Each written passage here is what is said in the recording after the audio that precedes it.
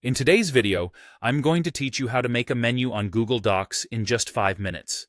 Creating a menu in Google Docs using its drop-down feature can be an efficient way to organize your documents with dynamic, clickable options. Let's dive into it and take you through each step. First, you want to open your preferred internet browser. This could be Chrome, Firefox, Safari, or any other browser of your choice. Once you've done that, navigate to the search bar and type in Google Docs. Hit Enter, and the first link that pops up should lead you to the main Google Docs homepage. Go ahead and click on that link. Now that you're on the Google Docs page, you'll see a prompt for logging in. If you're not already signed in to your Google account, now's the time to do so. Enter your credentials to proceed. Once logged in, you'll find yourself on the Google Docs dashboard. From here, you can either create a new document by clicking on the blank document option or choose to open an existing document you wish to edit.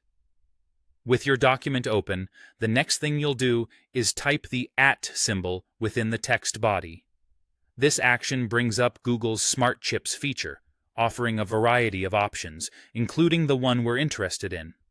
Look for the drop-down option and select it from the menu. This will prompt a selection list of drop-down templates. You have the flexibility here to choose from preset options like project status or review status that Google provides.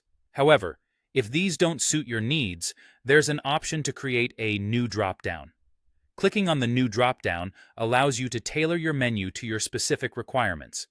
If you decide to create a new drop-down, you'll need to enter a name for your template. For example, let's say you want a drop-down for t-shirt sizes. Simply type t-shirt sizes as your template name.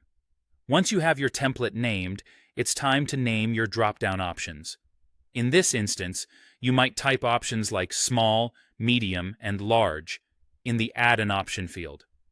Next, you can add a splash of color to each option for better visual distinction. To do this, click on the small gray circle next to each option, which will bring up a color palette. Choose the colors that best fit your preferences or match the theme of your document. Once you've customized your drop-down with all the desired options and colors, you'll want to finalize your settings. To do this, simply hit the Save button. This action will insert the drop-down menu into your document, ready for use. And there you have it.